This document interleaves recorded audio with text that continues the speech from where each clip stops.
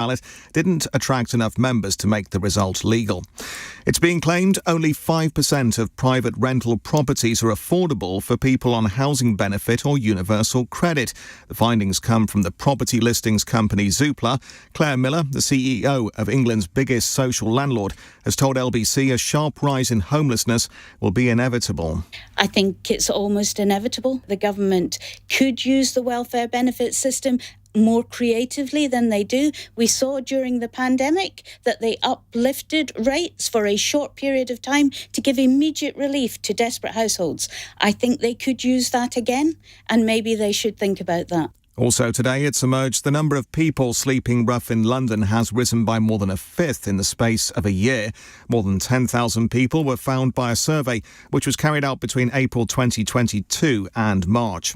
And Donald Trump's been campaigning in the US state of New Hampshire hours after a leaked recording of him discussing highly confidential documents emerged. The audio suggests he kept secret military plans after leaving the White House. In the city, the FTSE 100 has closed up 7 points at 74.61. The pound buys $1.27 and €1.16. LBC weather, rain clearing tonight to leave drier conditions, but more rain will arrive in Northern Ireland by dawn, a low of 8. Bright to start with tomorrow before turning cloudy from the west. Showers over northern and western parts of the UK with a high of 24 degrees. From Global's newsroom for LBC, I'm Tim Daly. This is LBC from Global, leading Britain's conversation. This is Cross Question. Very good evening to you. I'm Ali Miraj, and this is Cross Question, which you're watching and listening as well to right now. I'm joined by my panel. From my left, the Baroness, the Conservative peer, Kate Fall, who was also Deputy Chief of Staff in David Cameron's government when he was Prime Minister. Also to my left is Cindy Yu, the Assistant Editor of The Spectator, an expert on all things Chinese. She does the Chinese Whispers podcast as well. Very astute observer of everything going on there. To my right, not politically, I always say this, is Rebecca Long-Bailey, former leadership contender Labour MP, of course, and also former Shadow Cabinet member as well. And further to my right is Dr. Phil Hammond, nothing to do with the former Chancellor. He is a comedian and an NHS doctor. I'm sure he's going to have lots of observations about things going on today. You might want to ask our panel about the Home Office revelation that it's going to cost about £170,000 a pop to get people to Rwanda. You might also want to ask about the nurses' strikes that have actually failed on this ballot. The RCN have not got that ballot through for strike action. You might want to also ask about Labour reneging on its promise to have free school meals for kids, at least primary school kids in the country, and also Matt Hancock in front of the pandemic inquiry talking about the lack of pandemic preparedness. We were all preparing for a flu epidemic, not a coronavirus pandemic, as it turned out. Anything else on your mind, feel free to ask. And don't forget, you can watch us live on Global Player. Call 0345 6060 973. Tweet at LBC. Text 84850. Cross Question. Watch on Global Player. This is LBC. So let's go to our first question from Martin in Doncaster. A very good evening to you, Martin. Hi, Ali. Yeah, the question is I'm a Labour voter, but when will Labour have a woman leading the party? Oh, I wonder who I should go to first on that one. Rebecca Long-Bailey. Well, I don't think it'll be any time soon because I'm hoping that we're going to win the next general election, and obviously Keir Starmer, who was a man, is our leader. But I do hope that in future, whenever that time comes, and hopefully we'll be in government for a very, very long time, that the next Labour leader will be a woman. And do you think, Rebecca, let me just ask you this.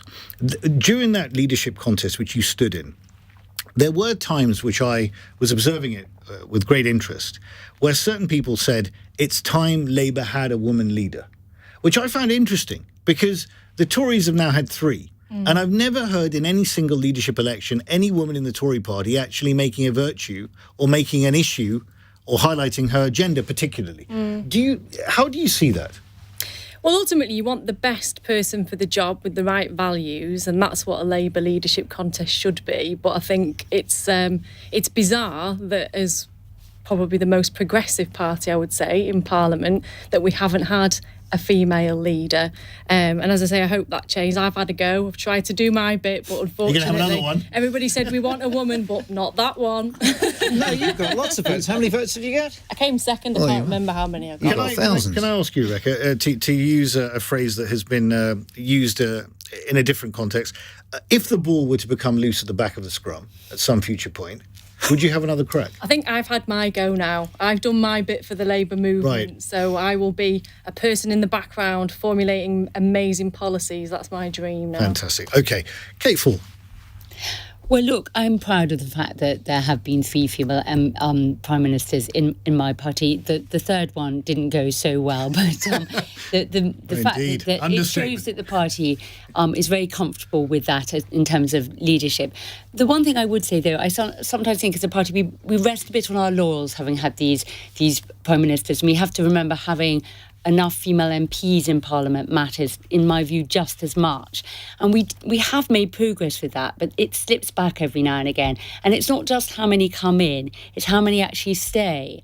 And I think that I was disappointed personally then quite a lot of really good female MPs came out after just at the 2019 election. I think it was a really tough Parliament that had a hard time. But let's remember, female representation isn't just about the top job, it's the whole way down. But can I just ask you a little bit about that? Because you obviously work very closely with David Cameron. He brought in the A-list. Yes. There was always a feeling that there were other ways of getting women through the Conservative Party. Women to win was one of the strategies, but you always shied away from all-women shortlist, which the Labour Party did, and actually got more women MPs in Parliament than men now. I think maybe there should be all-men shortlist to address them. Anyway, do you think that was the right strategy with hindsight? Well, I sometimes worry it wasn't, because when I actually think about that iconic moment when there were the Blair babes and we still had something like 13 or 17 of the most female MPs, it just felt so unmodern. We were such a long way off. And we did try very hard with the shortlist, as you say, the A-list. We used to go to the selections and educate the associations. But we didn't get there so fast. And when I look back, I sometimes think about things I did wrong. Of course, we all make mistakes. And I think, actually, maybe we should have been more radical. Maybe we should have been. But Tories don't really like that. But Liz Truss was an A-list. I mean, look, but probably not the best example. But in terms of getting people of more women in Parliament, which is the thing in ethnic minorities, I mean, maybe the legacy of the A-list was Rishi Sunak. I think that's true. And I also think the other thing is of course, when you see women being really good MPs and really good cabinet members, suddenly that changes the way in which you think about whether or not you'd like them in the cabinet or like them running your country. So I think it was a really important step today. And I am also proud of seeing Rishi in that position too. So yes, but radicalism at some times is necessary. Indeed. Dr. Phil Hammond. One of the problems we have in the NHS at the moment is retention. We talk about training more people. Can we retain them? And if you make a job unremittingly stressful, it's really hard to retain people. And I would say the same applies in politics as does in medicine. I'm not sure we always give politicians credit for the long hours and the unremitting stress and negativity they face in the media. And I certainly don't think we give NHS staff credit for how unbelievably complex and difficult their job is.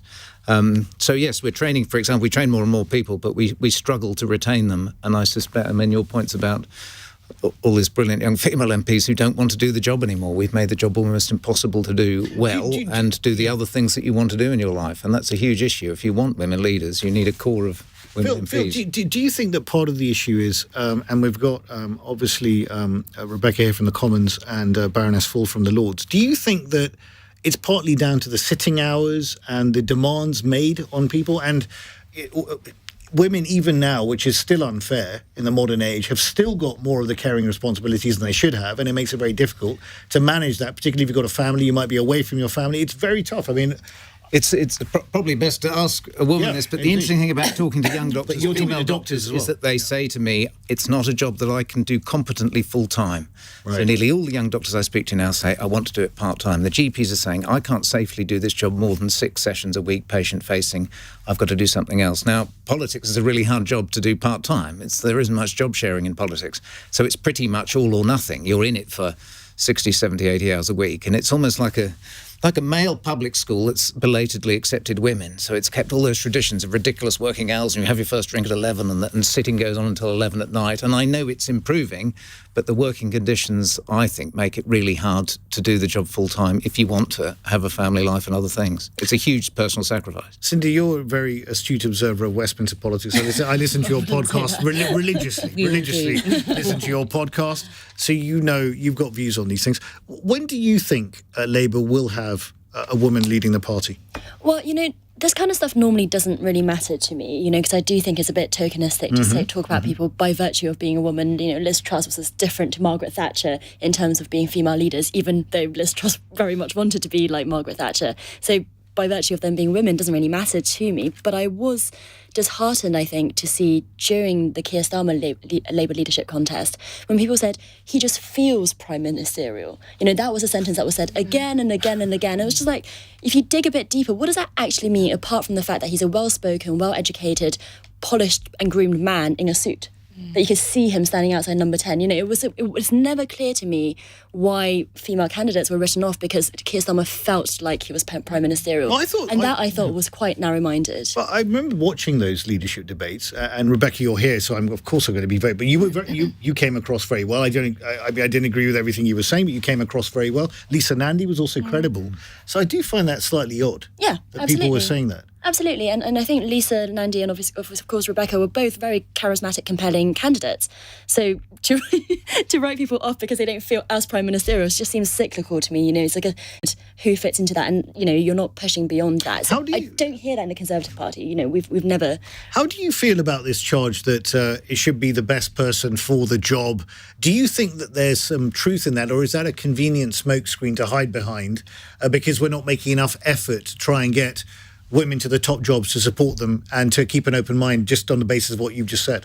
Well, I used to call myself a diversity triple whammy because I'm ethnic minority, I'm Chinese, I'm state school educated, and I'm a woman. So I thought, whenever I apply for university, this is great. Balance out the diversity quota of any place I apply to, especially the posher they are. But, it's not nice to be patronised. I'd like to think that I was capable of getting onto the university degree or getting the job or doing whatever it is by virtue of who I am as a candidate rather than by virtue of all these other things, which of course feed into who I am, but are not, the only defining things about me. And certainly I wouldn't want to be patronised. And have you thought about going into politics yourself?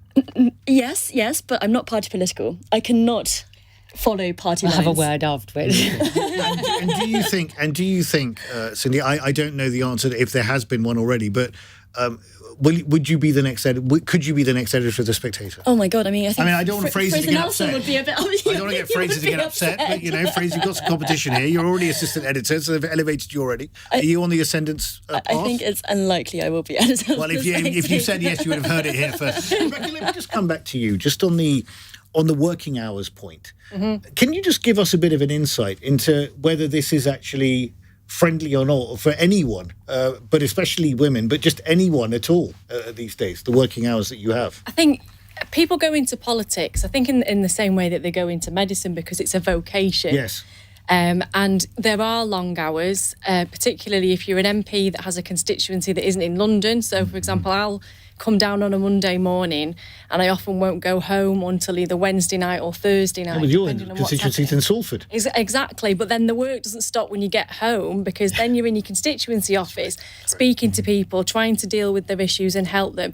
And then at the weekend, you're trying to do your fact-finding and you're kind of visiting community groups. So it's 24 hours a day, 7 days a week. But you do that because, one, you want to change the world and make lives for your community better. And two, you do it because you enjoy it, because you enjoy being around those people and representing them. Interesting. Because can I just say, there's some interesting evidence that people get better outcomes from female doctors. You have a long-term relationship with a female GP, they tend to be more diligent. They tend, and this is a generalisation, but there's evidence to support it, they tend to be more compassionate, they tend to be better communicators. So there probably are unique qualities that women have that make them better suited for some jobs than others. And so we need more of them. We can't have women leaving medicine because they get the best outcomes. And in the Lords, Kate, Baroness Full, what are the hours like over there? We were just discussing this before. I mean, not as good as the Commons, actually, because they kick off later and there's no guillotine, which is the mechanism whereby they they stop a debate, and you never can stop their lordships. They like to in the talk middle of a the lot. night. There was a debate going on at about 4 a.m. when I normally Yes. come back from clubbing at that point. Well, sadly, I don't club, but I got a text the other day. It was 3 a.m. saying, please stay until the whip is lifted. And I thought, that's crazy. So I don't think that's good for anyone. No. Indeed. Well, we've got off to a cracking start. If you want to get your question into our panel, you know what to do. Call 0345 6060 973. You can text 84850. You can ask Alexa to send a comment to LBC. Maybe you want to ask Alexa if they could be the next female leader of the Labour Party. I don't know. I've never asked Alexa myself that question. You're listening to and watching Cross Question on LBC. It's 8:16. This is LBC.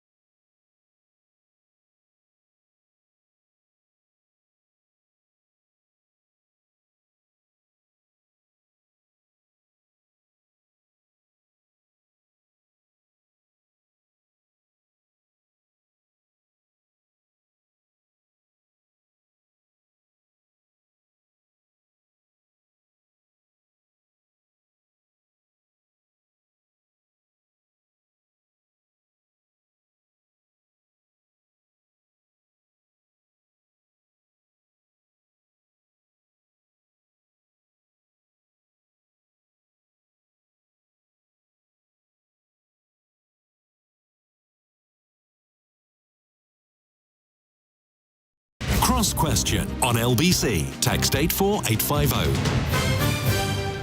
It's 8:19. You're listening to and watching Cross Question with Ali Miraj and my panel, Baroness Kate Ford, the Conservative peer, Cindy Yu, the Assistant Editor of The Spectator, the Labour MP Rebecca Long-Bailey, and Dr. Phil Hammond, NHS doctor, comedian, and many other things. Writes a column as well. Can't keep up. Polymath. Modern-day Renaissance man.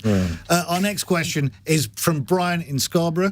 Does the Royal College of Nursing's attempt to get their strike extended failing, show the government was right to stick to its guns? Just give you a bit of background on this. The RCN's ballot of its members to have the right to strike extended by a further 6 months has failed because fewer than 50% of the union's members voted in favour of that extension. However, consultants who are members of the British Medical Association have today voted to begin their own strike action next month. Wonder who I can go to on this one, Dr. Phil Hammond. It's clearly perfectly legitimate to ballot for a strike, and it was interesting the first time around they balloted individual hospitals, which meant a rather patchy strike action was taken. Some hospitals there was strike action, some there weren't. I think they always felt it would be hard to get over 50% on a national ballot, but that doesn't mean the government has won, in the sense that we lost 40-odd thousand nurses from the NHS last year, and half of them were under 45. It's, again, this retention thing. So we keep saying, we're going to train more staff, the most everything. It's like turning the taps on but not doing anything about the plug. I mean, people are leaking out of the plug. And a bit like politics, I don't think we give nurses and doctors credit for the complexity and difficulty and stress of their job. It's not just about paying conditions, but that's the only thing that can be quickly fixed. They want to feel worth a decent amount, and they can earn similar amounts of money, not just in other jobs, but the healthcare is a global market. We have a global shortage of healthcare workers, and so people are moving abroad. We lost 5,000 nurses to Australia, quite a few junior doctors. So yes, it's almost like a Pyrrhic victory for the government. most nurses can't really afford to go on strike. Some of them will have said, well, OK, I've got the 5%, I've got a one-off cash payment, that'll do me for now. But they're not happy. And we're not valuing them. So a certain amount of humility is needed from our medical leaders. And it's also difficult questions for the RCN leadership. But, of course, it's legitimate for them to ask for a strike ballot, and it's been answered. And over 80% of the people who answered it wanted to strike, but less than 50% of people voted so they couldn't strike. So it's a divided profession. We also hear about the fact that it's not just the money, but it's also the conditions. But you seem to be saying that the money is the quickest fix.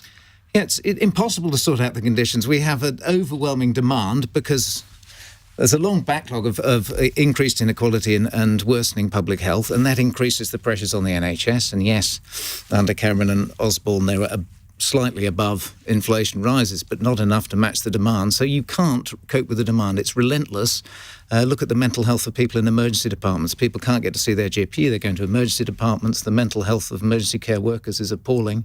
So you can't fix those things quickly, and neither could Labour if they got in. But you can say to people, we're going to pay you a bit more, so you don't have to worry so much about your mortgage repayments and the rest of it. So that's the first thing I would fix. And I would do it over 2 or 3 years to leave Labour to pick up the bill. You could say, look, we're going to phase this in, and it's likely to be Labour, perhaps not to pick up the bill. Perfect. Cindy, you. Well, it's so interesting to listen to Phil talking about how difficult the problems in the NHS are to fix. I mean, you would think that, I'm the least qualified to talk about the subject on this panel right now, but you would think that there are effectiveness, efficiency, things that you could do. I was reading about how AI is now being brought in to kind of calculate when an elderly person goes into hospital, when they would come out and require social care on the other end. The fact that that's not even already been done to predict when this person will be discharged, such that they're holding up beds when they could be discharged because there's no other bed on the other side waiting for them when they're discharged. It just seems to me that there are certain small things like that, but that because the NHS is such a gargantuan beast and the person at the top doesn't really have as many levers as they should have, that these small things are not being done. And then there was another study recently that said pages are still being used in an NHS when 4 years ago that was part of the modernisation pledges. So why are these efficiencies not being found? And I find that very, very difficult when it comes to working conditions. It just feels like there must be a better way of doing these things. But I'm aware I'm just talking about it, a priori from an armchair. But there must be ways of making things more efficient for the workers such that their jobs just make more sense on a day-to-day basis. Kate. Well, look, we've seen basically the politics of inflation played out with all these strikes. People are having tough times and inflation is still very high. So that's the first thing. Then there's the COVID legacy, people working so hard, a society quite rightly feeling we owe them to be paid properly. All of that's very important. And then there's almost bigger or huge public policy issue of these incredible waiting lists. We've got long-term sickness, we've got lots of people not working, and we can't seem to sort of get this all together to work. One thing you see Rishi trying to address this problem, you see some of the, I think, very good points he made this week, looking at retention, looking at training. But is he gonna meet that falling waiting list pledge that one of his? Well, he's come out with they're at least coming out with this workforce plan for the first time. They do, but it just seems like there are so many problems there, and it's affecting the economy as well because we all look at these figures, the number of people who are still not seeking work. Are they on long-term sickness? We don't actually really know that much about those people. So and then the fiscal outlook is very difficult.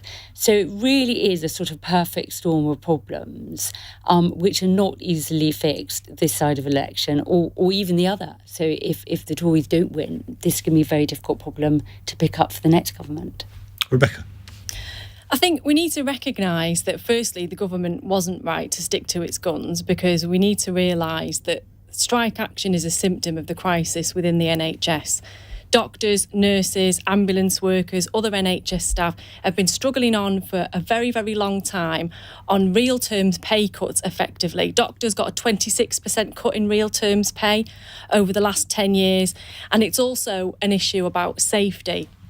These workers are ringing the alarm about the state of the NHS and how risky it is for patients at the moment. And one staggering statistic that I often talk about is a statistic from the Royal College of Nursing who say that 8 to 10 shifts are unsafe.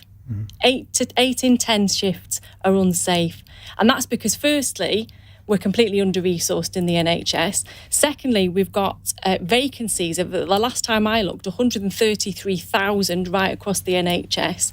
And then thirdly, there's the issue of pay. If you're going to attract people into the NHS to fill those vacancies and make our services safe, you have to pay them what they deserve to be paid. And the government needs to stop ignoring the problem now and negotiate properly. You see, it's interesting you mentioned the point about pay what people deserve, and this is a point that Phil made as well.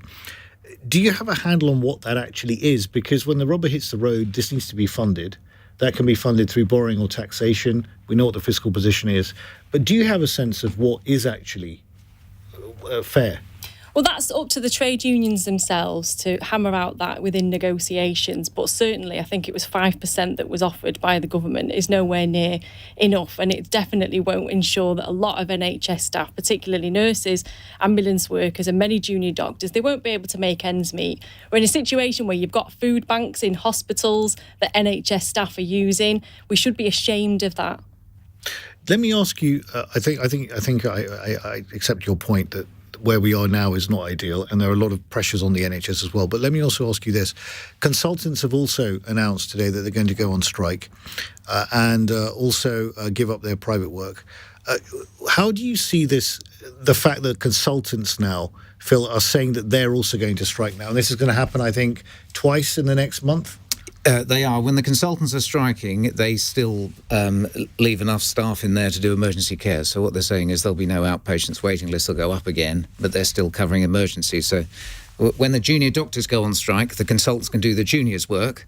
But when the consultants go on strike, the juniors can't do the consultants' work, so a certain number of skeleton staff have to be on there. So it'll basically be like an emergency care day. You'll still be able to get your emergencies treated.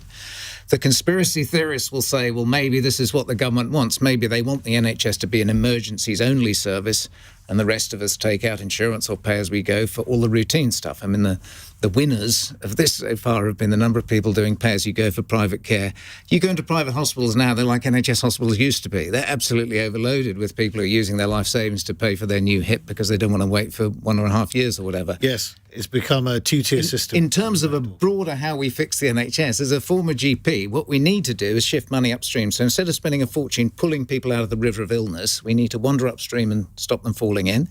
Part of that is about better public health, better nutrition, free school meals for kids. Which is Keir Starmer's talked about. Part of it is also about taking some money out of hospitals and putting it into primary care. If you want to keep people fit in their community, we need to invest in communities. And if you invest in communities and say people only go to a hospital as a last resort and emergency, you have to invest in community care. So if we shifted the money around and invested in primary care, in the longer term, that would dramatically reduce the demand on hospitals. Kate, when you were in government, there was a lot of talk about NHS reform. We had the Lansley reforms as well. And people have been talking about reforming the NHS for decades. Why has it never really happened? Or not to the extent that it makes any sense? We've still got these long waiting lists now. Even before the pandemic, we're still spending 190 billion and we're still not getting the outcomes that we should be. I think that people come into government and they want to do a lot of things, and then the big issue lands on their plate. For us, it was, the financial crisis and restoring the country's finances. And there are not that many other things you can all do. The machine of government was very focused on that. The Lansley reforms didn't really play that well, and after that, our main focus was, making sure the system ran okay, getting through the winters. There's always a difficult winter in the NHS. I remember Jeremy Hunt then, the winter is coming in that way every year. And so you don't always you're just trying to make it okay rather than reform it. You don't have the actual bandwidth to do it. You don't. Sounds like it, Cindy. Yeah, absolutely. I haven't been in government, but it does sound like, and then Kate, what you were saying, in the last few years we've had the pandemic, which has left the NHS in worse situation than it's ever been before, as well as, what Phil says, the growing demand from an ageing population, a growing population. Can I ask Phil a question? Of course, very quickly. We're going to a break soon. Is it a medical problem? No, it's not. But why are consultants going on strike? Because consultants surely are paid very generously. They are, but if you look at their real terms pay cut, it's actually since 2010 been even bigger than the junior doctors. So yes, some of them top it up with their private care, but actually in real terms their pay, if you look at the graphs, have fallen more since 2010 than the junior doctors have. Yes, they're higher up on the pay grade and they're not starving and they're not got rickets, but in relative terms, the final thing I'd say is, in defence of the NHS, when it was founded, half of us died before the age of 65. Now, 1 in 3 people live to 100. Yes, life expectancy has dipped in the last few years because of austerity and the pandemic, but we can also, there are far more treatments on board now. So NICE approves most of the treatments. They're very expensive. And so part of the reason all health services around the world are struggling with this is that we can do more and more and more with more technology, but somebody has to pay for it. Somebody honest has to say, this is what we can afford and this is what you're going to have to pay for yourself. Well, I don't think there's any danger of me living to 100 because I had another steak bake on the way here. I told myself I wouldn't because we did obesity the other week, didn't we? I told you I'd behave myself, but I'm sorry I confess to that. So if you want to get a question into our panel, you know what to do. You've still got time. 0345 6060 973. You can text on 84850. You can also ask Alexa to send a comment to LBC. You're listening to and watching Cross Question on LBC at 8:31. The news headlines with Tim Daly. The family of Nicola Bulley have condemned as wildly inaccurate the speculation on social media over the circumstances surrounding her death. Their comments have come after a coroner concluded she drowned and would have died almost immediately. Families who lost loved ones during the pandemic have turned their backs on Matt Hancock as he tried to apologise to them. The former health secretary was met with shouts of murderer by some demonstrators outside. And senior doctors in hospitals in England have voted overwhelmingly to strike for 2 days next month in a row over pay. Nurses, meanwhile, have ended their walkouts for now. LBC weather, rain clearing tonight to leave drier conditions, but more will arrive in Northern Ireland by dawn, an overnight low of 8 degrees. LBC. When you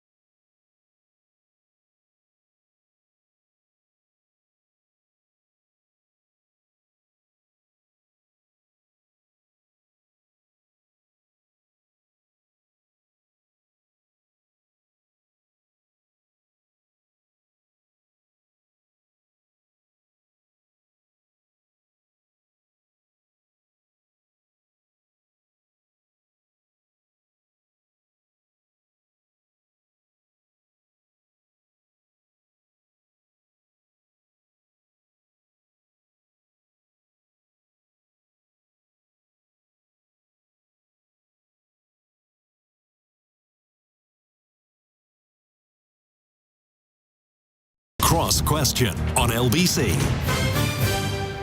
Welcome back. You're listening and watching Cross Question on LBC. It's 8:35. I'm joined by a really first-class panel this evening. To my left, Kate Fall, Baroness Fall, Conservative peer and a former Deputy Chief of Staff to David Cameron when he was Prime Minister. Kate, it's lovely to have you on the programme. You've written a book, The Gatekeeper, Life at the Heart of Number 10. What's it about? It was about my time in Number 10, literally, but it was also about my journey and what it's like actually doing the job there. And it wasn't so much, oh, here are my policies, here's my legacy. It was about what it really feels like to sort of wake up, take your son to school, go in, work at the heart of government. So it was supposed to be more about the sort of plumbing and the actual experience of government rather than a sort of me book. A must read for any aspiring Labour politician wanting to take over, I'm sure, as well. Also, Cindy Yu joining me as well, assistant editor of The Spectator, continues her meteoric rise in journalism, and also is a specialist in Chinese political propaganda and modern youth opinion. How is it going over there at the moment? What's your assessment? What's your assessment? Well, that research was based on the post-Tiananmen Square propaganda campaign that the Chinese Communist Party put in, because they suddenly realised, oh God, the young people don't believe what we're saying anymore. They don't believe anything we're saying. So, I grew up in that period.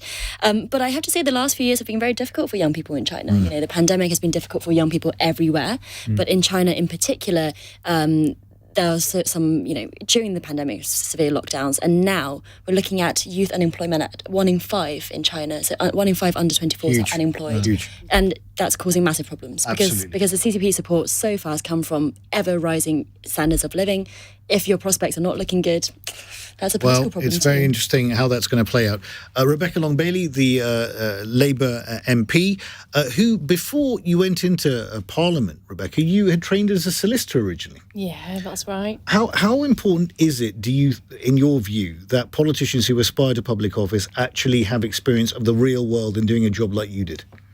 I think we need a diverse range of backgrounds for our MPs. So, one of the strengths that I've got being a solicitor previously was that I found it a lot easier to navigate laws and putting down amendments and things like that. But that's not the reason. It's all your fault that everything's why I became getting held an up in MP. Parliament. I think the most important qualification to being an MP is having a real burning passion to represent your community and to make their quality of life better. And you can come from any background you want to achieve that. But we definitely need, and I hate to say it, we need less lawyers in Parliament and more people from diverse backgrounds. And Dr. Phil Hammond, comedian and NHS doctor. Phil, what are you doing on the comedy front at the moment? Because you said you retired from the NHS, so you're now focusing more time on writing and comedy? I have. I've done something to celebrate 75 years of the NHS on Radio 4. It's called How I Ruined Medicine. And it's looking at my joint career working in the NHS and blowing the whistle, and whether very aggressive exposure leads to a name and blame culture, and whether the way you raise concerns is as important as the concerns you raise. Well, that's very interesting. And it has some comedy in it. Well, that's very interesting. Rebecca's also on the all-party parliamentary group for whistleblowing, right, as well. So you see, it all comes in, links in together here on Cross Question tonight. Let's go to our next caller, Robbie in Chelmsford. Good evening, Robbie. Good evening. My question is, why are working people expected to tighten their belts and exercise restraint in respect of their pay rises when an IMF study today shows that inflation currently is mostly driven by profits of corporations? Let me just give a bit of background, Robbie, to this. The International Monetary Fund, the IMF, says the rising profits of corporations are playing a greater role in increasing inflation across Europe than the effects of the war in Ukraine on energy prices. Baroness Full. Yes, I think it's a very good point to raise. Everyone is feeling the pinch with inflation, and it's absolutely true that everyone needs to then seek the outcome together. And that was one of the legacies of the financial breakdown that we had, the sense that the people that caused it didn't pay for it. So I think we have to be very careful that we don't have a sort of second run of that we get through this period of inflation and looks like stagnation together. And it's not just, they run off and get richer and everyone else is just getting poorer. So I think it is something to be that should concern governments.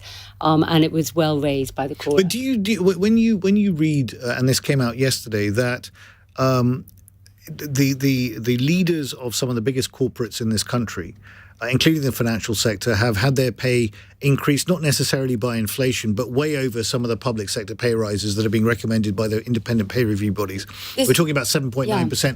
It doesn't feel like it, to use a phrase that David Cameron used to use, that we're all in it together. Absolutely. Look, there is a balance here, because we do want London to be a financial centre. We want it to be the financial centre of our time zone. It's good for our country. It's good for everybody in the country that works. But then the balance between that is boardroom pay, always a big issue. It's got, you've got to think about from the very top to the very bottom of a corporation, how that looks, how that feels.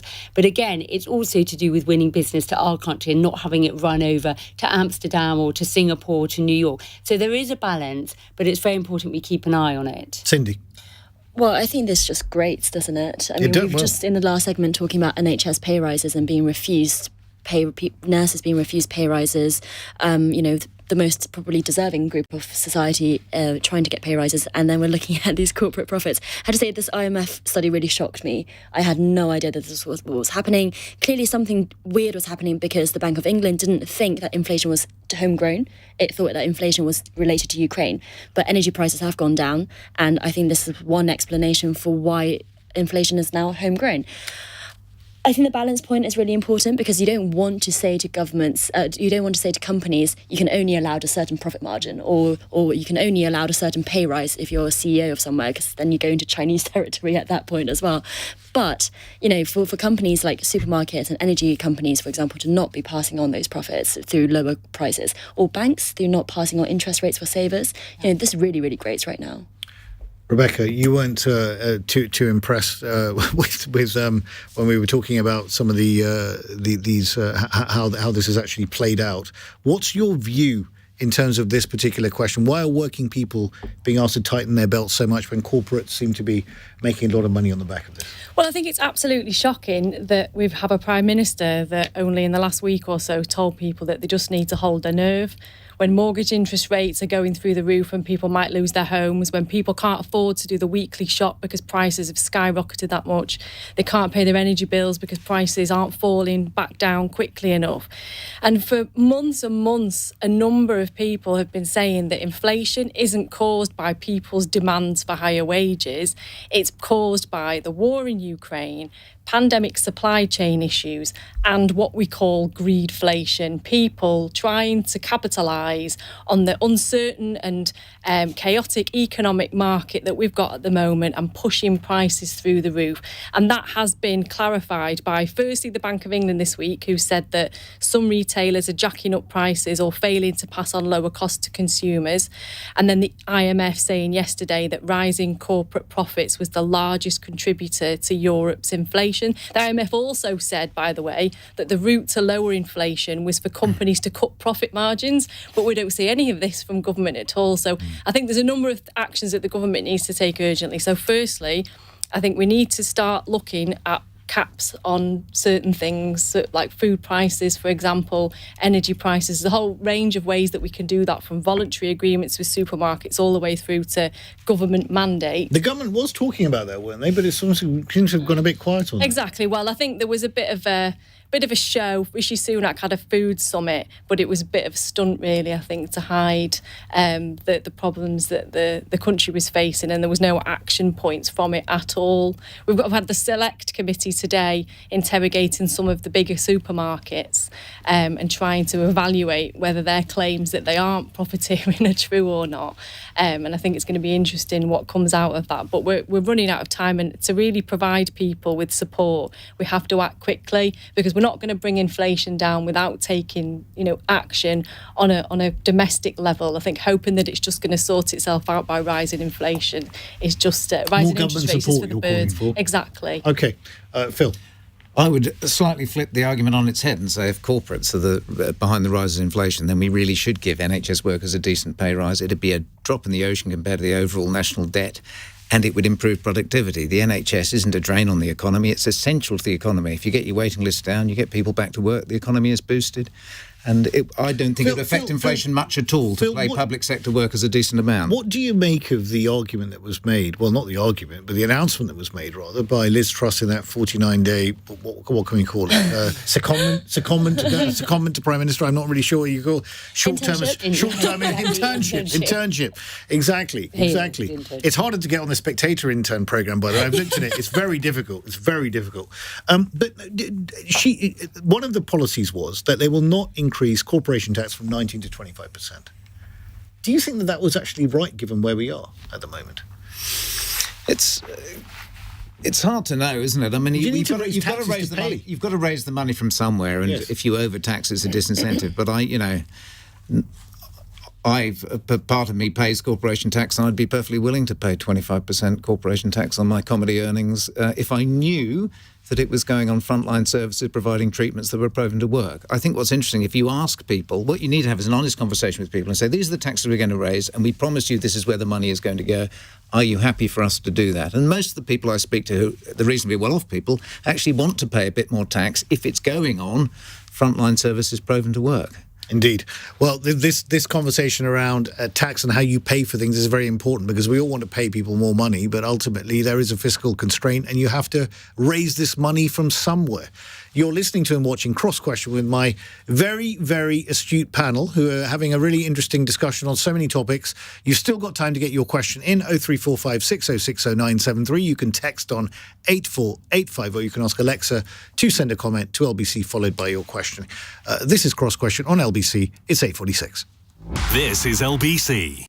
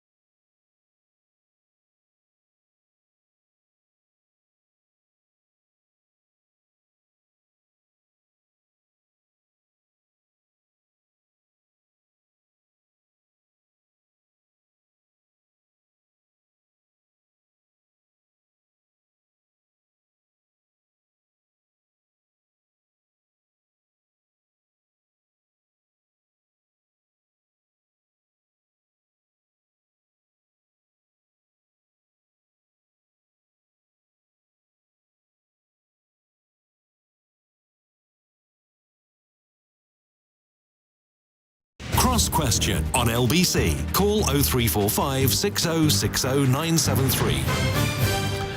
You're listening to and watching Cross Question with my panel, Kate Fall, the Conservative peer, Cindy Yu, the Assistant Editor of The Spectator, the Labour MP, Rebecca Long-Bailey, and Phil Hammond, the NHS doctor, retired, but also comedian and columnist. Let's go to our next question from Pauline in Watford. Good evening, Pauline. Hello. Shouldn't the government be providing the state sector with free school meals in term time and in holiday time, universal free school meals, to prevent malnutrition now? Thank you very much, Pauline. So the Labour Party have ruled out today, actually, offering universal free school meals across primary schools in England, despite the Labour-run government in Wales having introduced this policy, and also Sadiq Khan in London having announced a trial of it for primary schools across London. Cindy, you. Well, I think what's interesting about this story is that Labour does seem to be preparing for government. You know, they are thinking about things in a very fiscally tight way, you might say, or tightening things up. You know, in just this year alone, Labour have had to U-turn on a £28 billion Green New Deal that was inspired by what Joe Biden is doing in the United States, saying that they don't have enough money to do that. And then that also comes later on with the digital tax that they have also scrapped because physically it just doesn't make sense. And now this. So I think to me, what's interesting about this story is that, Labour's really kind of gearing up. And you look at the voting intentions in Westminster at the moment, looking at the They've got a polls. massive poll lead, but why are they so scared? They've got between 20 and 27 point poll lead. Do you think they're scared? Well, some people make the argument, and maybe Rebecca could come in here, they should be more bold. They should be bolder right now. I mean, Rebecca would know more, but in the interviews I've read with Keir Starmer, I know that he's a massive football fan, and it's interesting that I think I see in him a certain superstition about not taking a win for granted. To say that unless you've actually had a victory, you haven't actually had a victory, and I see reading between the lines some of that, that he doesn't want to jinx the party, but that's totally me projecting. Rebecca would know more. Rebecca, what do you think about this free school meals policy or announcement that's been abandoned now? Well, my own personal view is that we need to have universal free school meal provision for at least all primary school children, because there's at least 4 million children experiencing food insecurity. And there's a moral case for this and also an economic case. Well, Marcus Rashford made it, didn't he? Exactly. So the moral case is that in one of the richest countries in the world, you can't have children going to school hungry. It's just not acceptable.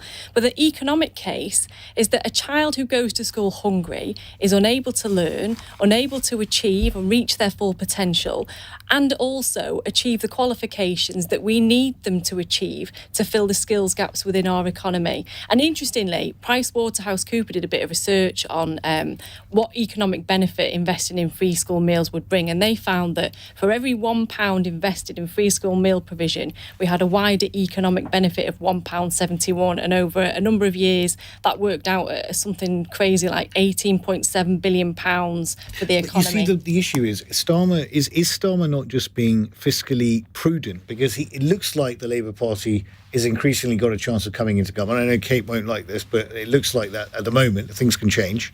And therefore, you've got to actually be able to fund this stuff, haven't you? But we also have as one of our key missions as wanting to be one of the leading G7 nations in terms of growth. And we're not going to be that if you have a workforce that hasn't received the qualifications that they need because they were hungry at school and couldn't pass their exams. I love that. Rebecca Long-Bailey is using the Labour leadership's own lines against him. Very good. Very, very good.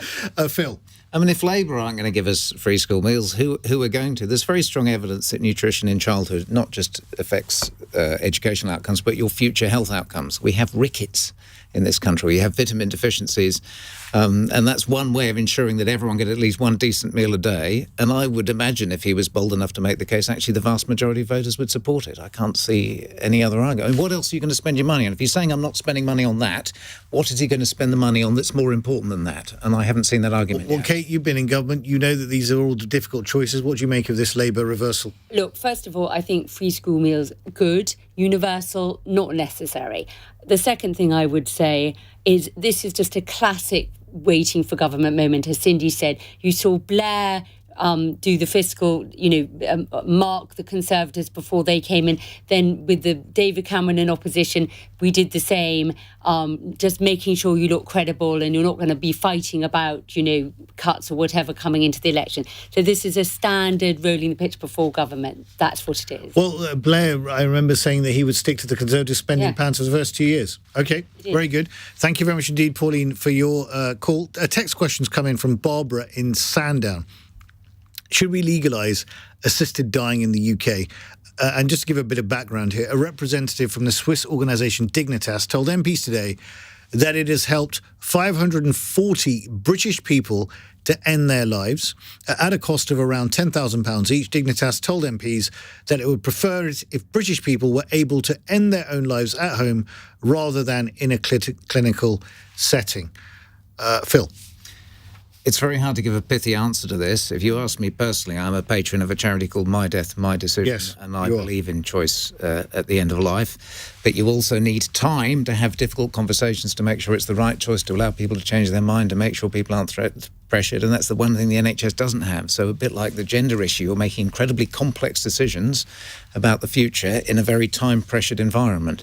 But in principle, yes, and I would like my own end-of-life drugs close by. If I got motor neuron disease or I got this or I got that, I want to be out of here. Well, there was the case of that young lady, I think it was in Belgium, who was in her 20s, who was allowed to effectively have euthanasia because she was deeply depressed. I mean, if you're in a situation like that, when you're allowing someone in their 20s to effectively commit suicide, that is a bit of a strange situation. It is a strange situation. So what they're doing at the moment is debating people with terminal conditions, life-limiting conditions. And in those situations, I think most British people and the Royal College of Surgeons have just changed their position on this. The BMA have changed their position on this.